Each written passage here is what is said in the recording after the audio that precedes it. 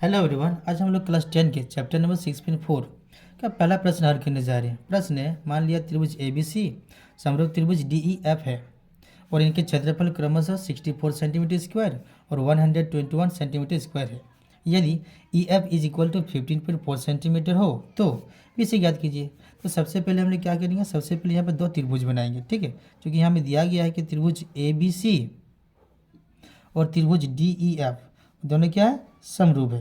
यानी हमने पहला त्रिभुज को माना ए बी सी और दूसरा को माना डी ई एफ। ठीक है, हम यहाँ लिखेंगे, हमें चूंकि दिया गया है हमें दिया गया है त्रिभुज ए बी सी समरूप त्रिभुज डी ई एफ है। ठीक है, और इनके क्षेत्रफल भी दे दिया है, हमें ज्ञात तो करना है। तो हम लोग जानते हैं कि परमेय 6.6 है। यदि आपने नहीं देखा है परमेय 6.6 तो वीडियो प्लेलिस्ट में दिया गया है, अब जाइए वहाँ पर देख लीजिएगा। ठीक है, तो परमेय 6.6 कहता है कि यदि दो त्रिभुज का क्षेत्रफल, दो त्रिभुजों का क्षेत्रफलों का अनुपात होता है area of delta A B C और बटे area of delta D E F. दो त्रिभुज के क्षेत्रफलों का अनुपात उनके संगत भुजाओं के। ठीक है, यानी इसमें हम लोग ए बी लेंगे, लेकिन हमें जरूरत है यहाँ पर किसका, बी सी का। तो हम लोग पहला त्रिभुज में बी सी लेते हैं, उनके संगत भुजाओं के अनुपात का वर्ग के बराबर होता है। तो बी सी का संगत भुजा हो जाएगा ई एफ। तो यहाँ पर लिखेंगे ई एफ इसका स्क्वायर। यहाँ पर हम लोग लिख सकते हैं परमेय 6.6 से। ठीक है, अब चूंकि हम लोग देख रहे हैं कि area of delta A B C यानी त्रिभुज का जो क्षेत्रफल दे दिया है, त्रिभुज ए बी सी का क्षेत्रफल दे दिया 64, तो हम लोग यहाँ लिखेंगे 64। और area of delta D E F, तो area of delta D E F का जो क्षेत्रफल है वो है 121। और बी सी, तो हमें बी सी ज्ञात करना है, इसलिए हमने बी सी को बी सी ही रहने दिया। और ई एफ का जो मान है वो 15.4 है, तो हम लोग यहाँ लिखेंगे 15.4 और इसका किए होल स्क्वायर। ठीक है, अब इस स्क्वायर को यदि बराबर के बाईं ओर लाएंगे तो ये रूट में बदल जाएगा, यानी इसको लिखेंगे 64/121 और यहाँ रह जाएगा बी सी बाई 15.4। ठीक है, अब हम लोग इसको क्रॉस गुना कर सकते, पहले इसको रूट से निकाल लेते हैं, तो यह आ जाएगा 8 और यह आ जाएगा 11। यहाँ पर लिखेंगे बी सी बाई 15.4। ठीक है, अब जब हम लोग इसको क्रॉस गुना करेंगे तो यहाँ पर हमें मिलेगा 11 इंटू बी सी और इधर हमें मिलेगा 8 इंटू 15.4। चूँकि बी सी का मान चाहिए इसलिए हमने लिखा B C is equal to 8 into 15.4 और बाय 11। ठीक है, 11 का 7 से ये जो है ये कटेगा 1.4, यानी B C is equal to यहाँ पर हो जाएगा 8 इंटू 1.4, इसको मल्टीप्लाई करते हैं 11.2, तो बी सी का मान हमें मिला 11.2 सेंटीमीटर। हैं अगले प्रश्न पर। प्रश्न संख्या 2 कह रहा है, एक समलंब ए बी सी डी जिसमें ए बी समांतर डी सी है के विकर्ण परस्पर बिंदु ओ पर प्रतिच्छेद करते हैं। ठीक है, तो हम लोग सबसे पहले एक समलंब बनाते हैं।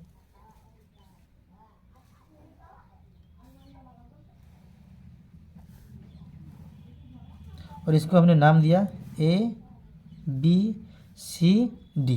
ठीक है, और इसमें बोला है कि इसके जो विकर्ण है वो परस्पर बिंदु ओ पर प्रतिच्छेद करते हैं और इसको हमने नाम दिया ओ। ठीक है, यदि A B is equal to 2CD हो तो त्रिभुजों ए ओ बी और सी ओ डी के क्षेत्रफल का अनुपात ज्ञात कीजिए। क्षेत्रफल का अनुपात ज्ञात करने के लिए हम लोग यहाँ पे लिखेंगे त्रिभुज ए ओ बी, यहाँ लिखेंगे त्रिभुज ए ओ बी, त्रिभुज ए ओ बी और त्रिभुज सी ओ डी। ये रहा त्रिभुज सी ओ डी में सबसे पहले ये दोनों त्रिभुज को हम लोग समरूप दर्शाएंगे। ठीक है, ये त्रिभुज ए ओ बी और दूसरा लिए त्रिभुज सी ओ डी। तो इसमें हम लोग देख सकते हैं पहला हमें मिलेगा त्रिभुज कोण ए ओ बी, तो यहाँ पर लिखेंगे कोण ए ओ बी और बराबर हो जाएगा कोण सी ओ डी, लिखेंगे कोण सी ओ डी, इसको लिखेंगे शीर्षाभिमुख कोण, शीर्षाभिमुख कोण। ठीक है, फिर दूसरा हम लोग लेते हैं इस भुजा को ओ डी सी, तो फिर इसमें लेंगे हम लोग ओ बी ए, यहाँ पर लिखेंगे कोण ओ बी ए बराबर कोण ओ डी सी, ये रहा ओ डी सी, इसको हम लोग बोलेंगे एकांतर कोण, ठीक है। अब हम लोग यहाँ लिखेंगे कि त्रिभुज ए ओ बी समरूप त्रिभुज सी ओ डी, लिखेंगे ए समरूपता से,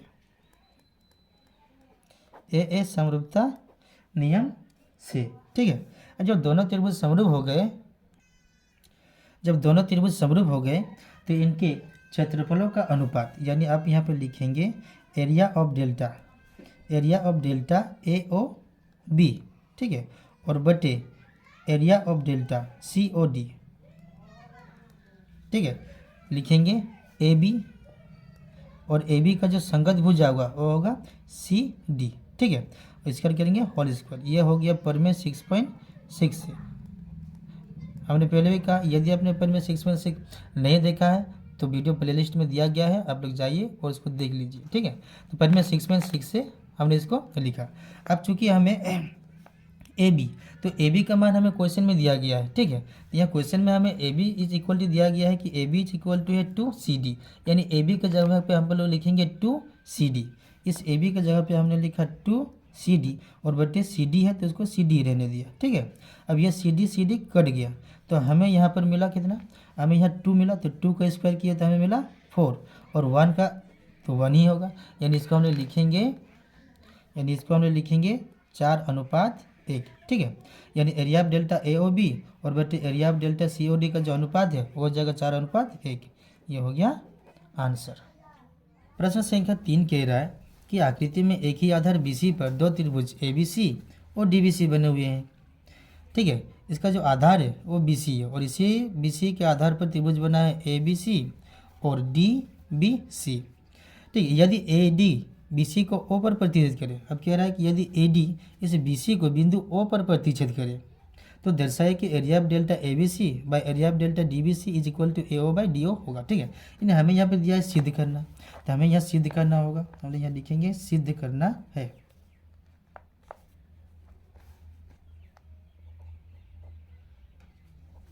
ठीक है। तो हमें सिद्ध करना है कि एरिया ऑफ डेल्टा ABC और by area of delta DBC is equal to AO by DO होता है, ठीक है। सबसे पहले हमने यहाँ पर क्या किया, हमने रचना किया। रचना में हम लोग यहाँ पे लिखेंगे, रचना में हम लोग यहाँ से लिखेंगे कुछ इस प्रकार, ठीक है, और इसको हमने नाम दिया AE, और फिर यहाँ से D से हमने एक लंब खींचा और इसको हम लोग नाम दे देते हैं F, ठीक है। यानी हम लोग रचना में लिखेंगे कि AE लंब BC, रचना लिखेंगे AE लंब BC तथा DF, ये जो है ना ये F है, DF लंब BC खींचा, ठीक है। रचना हमने किया, कि AE जो है लंब है वो किस पर है, BC, यानी यहाँ पर 90 बन रहा है, और फिर हमने रचना किया कि DF जो लंब है वो किस पर, BC पर ही है, यहाँ पर भी कितना है, 90 है। अब हम ये दोनों त्रिभुज को, त्रिभुज AOE और त्रिभुज DOF को समरूप दर्शाएंगे, ठीक है। तो अब हम लोग आते हैं यहाँ पर उपपत्ति में, यानी यहाँ पर लिखेंगे त्रिभुज AOE, त्रिभुज AOE और त्रिभुज DOF, ये रहा त्रिभुज DOF में, ठीक है। तो इसमें हम लोग लिखेंगे सबसे पहले AOE, यहाँ पर लिखेंगे कोण AOE और बराबर कोण हो जाएगा DOF, ये हो गया शीर्षाभिमुख कोण, ठीक है। यहाँ पर हम लिखेंगे शीर्षाभिमुख कोण, और फिर हम लोग लिखेंगे कोण AEO, ठीक है। यहाँ पर लिखेंगे कोण AEO, और इसके बाद इसमें लिखेंगे कोण DFO, तो ये रहा कोण DFO, क्योंकि ये दोनों क्या है, प्रत्येक 90 डिग्री है, ठीक है।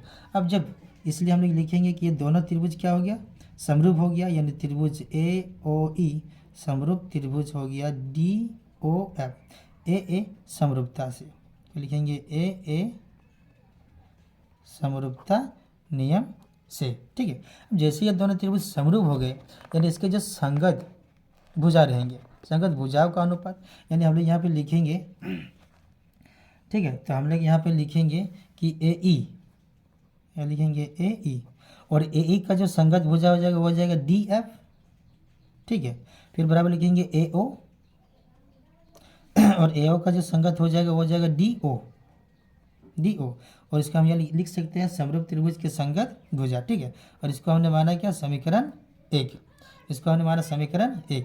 लेकिन अब हम लोग आएंगे, लेकिन हम लोग जानते हैं कि एरिया ऑफ डेल्टा, हम लोग जानते हैं कि area of delta A B C, ठीक है। तो हम यहाँ लिखेंगे लेकिन area of delta A B C, ठीक है, और फिर बटे area of delta D B C. तो हम यहाँ पे लिखेंगे area of delta D B C. इसमें कहा गया कि त्रिभुज ए बी सी का क्षेत्रफल, तो ए बी सी का क्षेत्रफल क्या होता है, हाफ इंटू आधार गुना ऊंचाई, तो ये रहा हाफ, और फिर आधार, यानी यहाँ पे देखिए ए बी सी में, तो त्रिभुज ए बी सी में हम लोग देखते हैं कि क्वेश्चन में पहले बोल दिया है कि एक ही आधार है जो कौन है, बी सी, यानी हाफ के बाद आधार जो हो जाएगा वो कौन हो जाएगा, बी सी हो जाएगा। और इसका जो ऊंचाई है उसको हमने माना है ए ई, यहाँ पे लिखेंगे ए ई, ठीक है। फिर लिखते हैं बटे, फिर त्रिभुज डी बी सी में आते हैं, तो डी बी सी में भी इसका जो आधार है फॉर्मूला लिखेंगे हाफ इंटू आधार, आधार जो है वह है बी सी है, और इसका जो ऊंचाई है वो है डी एफ, ठीक है। यानी यहाँ से हाफ और हाफ ये दोनों कट गया, बी सी और बी सी भी कट गया, तो यहाँ पर बचा कितना, यहाँ पर बचा है A E bye D F, और इसको हम लोग मानेंगे समीकरण 2। अब देखिए समीकरण 1 और समीकरण 2 से, ठीक है। तो समीकरण 1 में हमें दिया गया है क्या, A E by D F is equal to A O by D O, यानी A E by D F के बराबर कौन है, ए ई बाई डी ओ है, ठीक है। तो हम लोग यहाँ पे लिखेंगे समीकरण 1 और समीकरण 2 से, ठीक है, समीकरण 1 और समीकरण 2 से। तो हम यहाँ लिखेंगे area of delta A B C और by area of delta D B C, ठीक है। अब यहाँ पर देखिए क्योंकि ये जो है A E by D F, तो A E by D F, A E by D F, ठीक है। देखिए A E by D F के बराबर कौन है, ए ओ बाई डी ओ, यानी यहाँ पर हम लिख सकते हैं ए ई बाई डी एफ के बदले में लिख सकते हैं ए ओ बाई डी ओ, ठीक है। जो हमें क्या करना था, सिद्ध करना था, हमें सिद्ध करना था, ये हो गया प्रूफ्ड। संख्या 4 कह रहा है यदि दो समरूप त्रिभुजों के क्षेत्रफल बराबर हो तो सिद्ध कीजिए कि वह त्रिभुज सर्वसम होते हैं। सबसे पहले हम दो त्रिभुज मान लेंगे,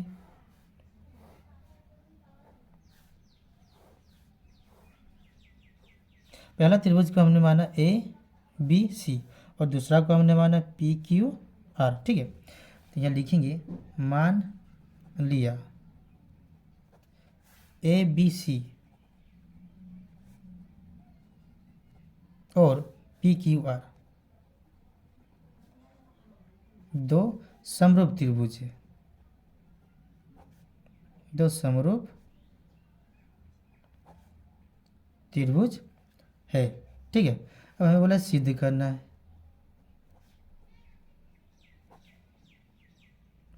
सिद्ध करना है, सिद्ध करना है कि वे त्रिभुज सर्वांगसम होते हैं, यानी हम सिद्ध करेंगे कि त्रिभुज ए बी सी सर्वांगसम त्रिभुज पी क्यू आर है, ठीक है। इसे बोल दिया यदि दो समरूप त्रिभुजों के क्षेत्रफल बराबर हो और दोनों समरूप त्रिभुज का क्षेत्रफल, दोनों त्रिभुज का जो क्षेत्रफल है वो दोनों भी क्या है, बराबर है। यानी यहाँ पर एक लाइन हम और लिख सकते हैं कि area of delta A B C is equal to area of delta P Q R, यानी दोनों त्रिभुज का क्षेत्रफल जो है वो क्या है, समान है, ठीक है। तो अब हम लोग आते हैं उपपत्ति में, जो कि प्रमेय 6.6 से कहता है कि area of delta A B C यानी दो समरूप त्रिभुज के क्षेत्रफलों का अनुपात उनके संगत भुजाओं के अनुपात के वर्ग के बराबर होता है, यानी area of delta A B C by area of delta P Q R, ठीक है। यानी इसमें ए बी लेते हैं तो ए बी का संगत भुजा हो जाएगा पी क्यू, इसका वर्ग हो जाएगा। फिर यहाँ पे लेते हैं बी सी, तो बी सी का संगत भुजा हो जाएगा क्यू आर, इसका भी वर्ग होगा। फिर लेते हैं ए सी, तो ए सी का जो संगत भुजा हो जाएगा वो हो जाएगा पी आर, और ये आ गया प्रमेय 6.6 से, ठीक है। हमने पहले भी कहा यदि आप लोगों ने पर मैं 6.6 नहीं देखा है तो वीडियो प्लेलिस्ट में है, जाइए और देख लीजिए ताकि आपको समझने में कोई दिक्कत ना हो। ठीक है, यानी अब यहाँ देखिए, यहाँ पर दिया गया है कि area of delta A B C is equal to area of delta P Q R, यानी ये दोनों त्रिभुज का क्षेत्रफल क्या है, बराबर है। यानी ए बी सी के बदले में हम पी क्यू आर लिख सकते हैं, यानी ए बी सी के बदले में पी क्यू आर लिखेंगे तो ये दोनों समान हो जाएगा, यानी इससे इसको डिवाइड करेंगे तो ये दोनों क्या होगा, कट जाएगा, यानी यहाँ 1 बचेगा, यानी 1 इज इक्वल टू यहाँ पर हमें मिलेगा A B by P Q का होल स्क्वायर, यानी यहाँ 1 लिखे, यहाँ ए बी का स्क्वायर किए तो यहाँ पर हो गया ए बी स्क्वायर, यहाँ पी क्यू का किए ये हो गया पी क्यू स्क्वायर। इसको क्रॉस गुना करते हैं तो हमें मिलता है A B square is equal to P Q square, और दोनों का स्क्वायर स्क्वायर करता है तो हमें यहाँ पर मिलेगा A B is equal to P Q. ठीक है, A B is equal to P Q. ठीक उसी प्रकार यदि हम लोग इस प्रयोग को दोहराते हैं तो हमें यहाँ लिखेंगे इसी प्रकार हमें यहाँ पर मिलेगा B C is equal to, B C जो है बराबर हो जाएगा क्यू आर के, और ए सी जो बराबर हो जाएगा, जो ए सी है, ए सी जो बराबर हो जाएगा वो हो जाएगा पी आर के। ठीक है, अब हम लोग क्या करते हैं, अब हम लोग यहाँ लिखेंगे त्रिभुज ए बी सी और त्रिभुज पी क्यू आर में। ठीक है, तो त्रिभुज ए बी सी और त्रिभुज पी क्यू आर में हम लोगों ने सिद्ध किया कि ए बी जो है वो किसके बराबर है, वह है पी क्यू के बराबर। ठीक है, कहाँ से, ऊपर सिद्ध किया गया है। ठीक है, फिर यहाँ पर बी सी जो है वह है क्यू आर के बराबर है, और ए सी जो है वह है पी आर के बराबर है। ठीक है, यहाँ पर लिखेंगे ऊपर सिद्ध